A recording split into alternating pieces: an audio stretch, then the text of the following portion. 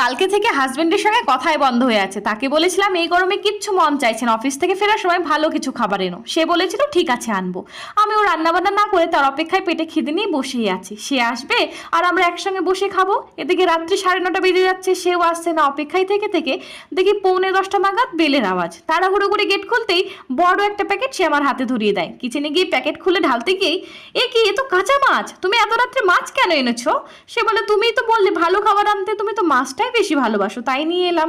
হে ভগবান, আমি বলেছিলাম রান্না করা খাবার আনতে, রান্না করার জন্য খাবার আনতে নয়। রাত্রিবেলায় তো খাওয়া দাওয়া মাথায় উঠেছিল, মনটাও দুজনেরই খারাপ, কিন্তু আমি আবার বেশিক্ষণ রাগঝাল করে থাকতে পারি না।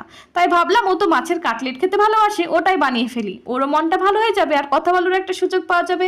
হ্যাঁ, যেই মাত্র কাটলেটের প্লেটটা ওর হাতে ধরিয়েছি, আরে কি খাবার খাবে একটু বুঝিয়ে বলবে তো, কাজের চাপে মাথা ঠিক থাকে না যে। চলো করো। তার শত পছন্দের খাবার হলেও প্রথম বাইটটা সে কিন্তু আমাকেই দেয়।